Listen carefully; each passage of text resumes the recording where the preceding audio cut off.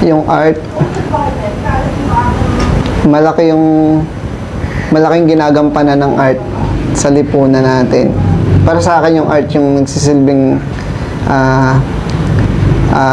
cultural contribution ng katulad ko na manlilikha dun sa lipunan at saka sa mga bagong generation. My name is Christopher Fernandez. I am a visual artist based in the Philippines.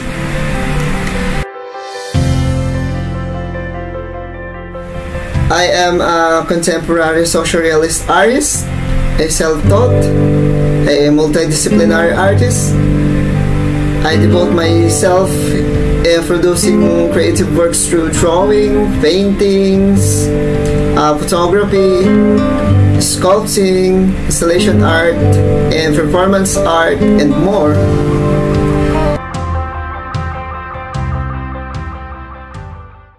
Ano ko? Socio-political artist, tapos multidisciplinary. Gumagamit ako ng iba't ibang klaseng art form. Depende kung ano yung available at kung anong gamit ng material dun sa itatakel na statement ng isang show.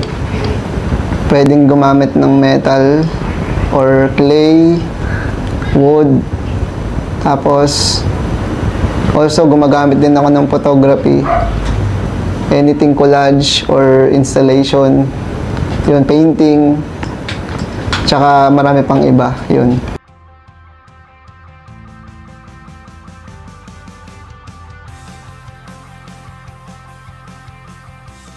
Yung art,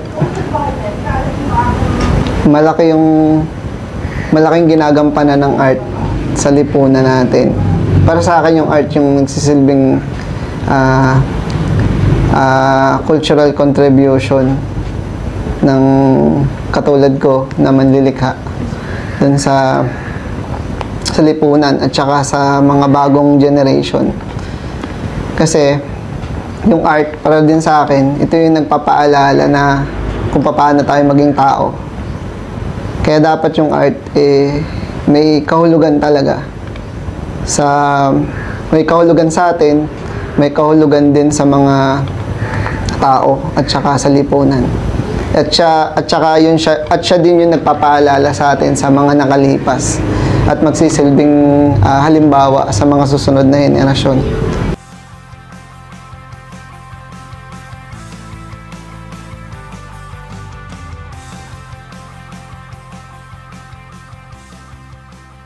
Kaya ako dyan sa Central, yung tinatawag dyan sa may Purok Central, yung parang sa may iskinita doon papasok.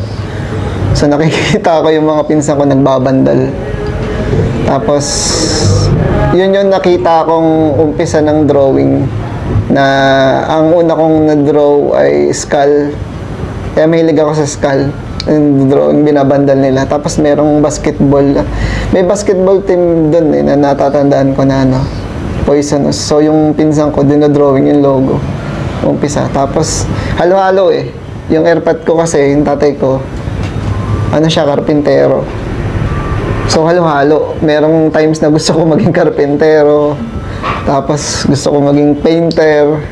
Marami akong gusto So combine siguro yun bilang para maging conceptual. Tapos yun, kaya nahalo ko na conceptual tuloy, multidisciplinary. Kaya naghalo-halo sila tapos para maging multidisciplinary. Ngayon, kaya meron akong ini-include na performance art. Kasi sa totoo lang, yung art kasi malawak siya. Hindi siya sinasabi na na painting is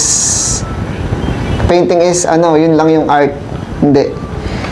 Tsaka pag sinasabi mo kung anong trabaho mo, yung ito para sa awareness din ng mga tao. Pag sinabi mo na artista ka, ang unang papasok sa tao yung mga actor sa TV. Pero pag sinabi mo artista ka, hindi lang yan actor. Marami siya. Painter, sculpture, visual artist, di ba? Part yun. Musician. Ano rin yan parang part pa rin siya ng pagiging artist.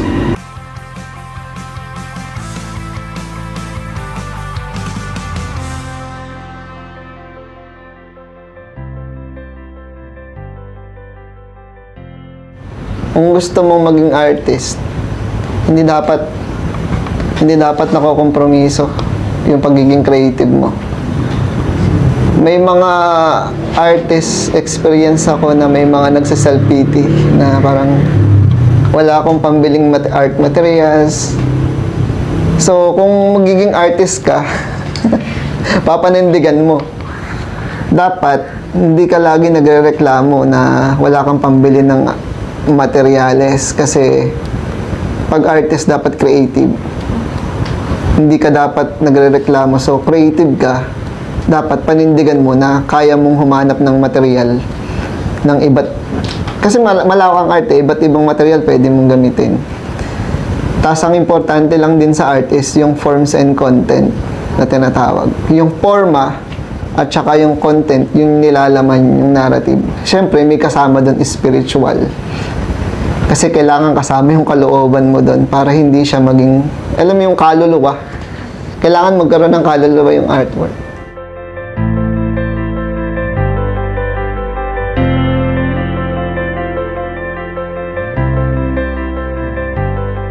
Nakaka-apekto yung sa financial, yung pagkalap mo ng material. Pero hindi dapat nakokompromiso yung narrative mo, yung kwento ng art mo.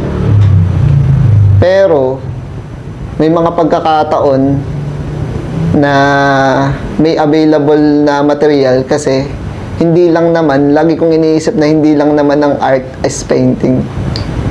Madaming material na pwede mong gamitin. At saka, mas maganda yung pinag-iisipan mo yung isang bagay.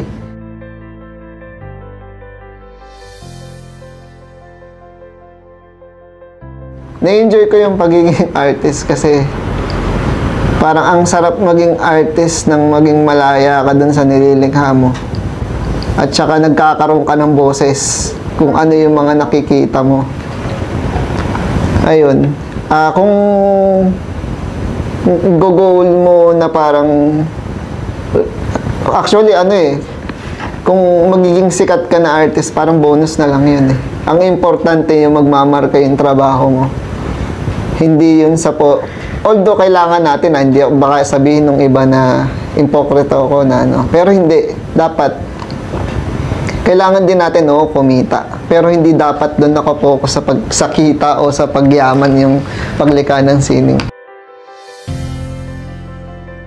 Yung work ko, sumasalamin siya sa sa mga komentaryo. Tapos, nangyayari sa lipunan. At nagkukwento. Pero, may mga pagkakataon na may mga tao na titingin ng trabaho ko, nagkakaroon sila ng panibagong kahulugan na hindi mawawala yan at nadadagdagan yung kwento. Diba?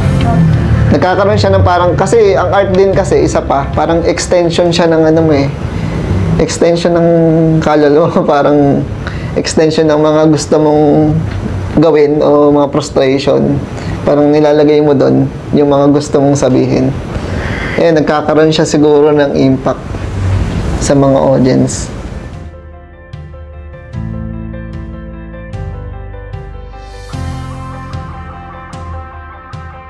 Yung ilan sa artwork, sige ito.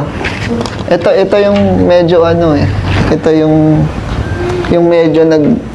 medyo nag-viral ito na ang daming newspaper nito Tapos may isang magazine din to, hindi ko lang nabili. Ito kasi di pa sisiil yung tungkol sa sa West Philippine Sea.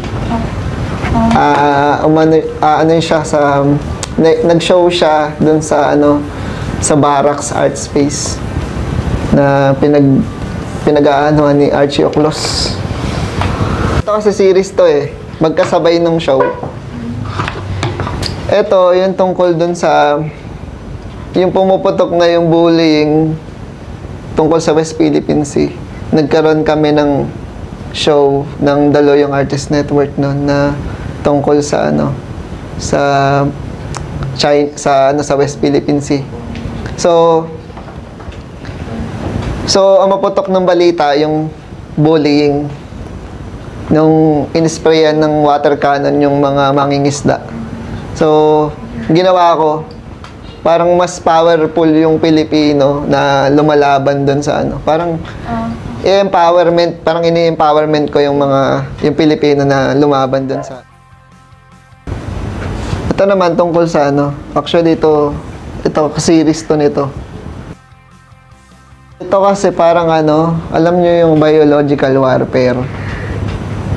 Yung parang sakit na gagamitin sa gera, parang ganun. Parang pinaniwalaan ko yung ano, na yung pre-pandemic, parang gumawa yung China para gumawa ng sakit. Tapos gamitin siya ng mga politician na maging ano ng corruption or patungkol sa kikitain nila yung mga medical na mag-rely din dun sa gamot na ibibigay ng China. Ayun. Tapos ito, parang yung ginawa kasi nila parang kasunduan nun eh. Tapos kasabay pa rin siya ng West Philippine Sea yun eh.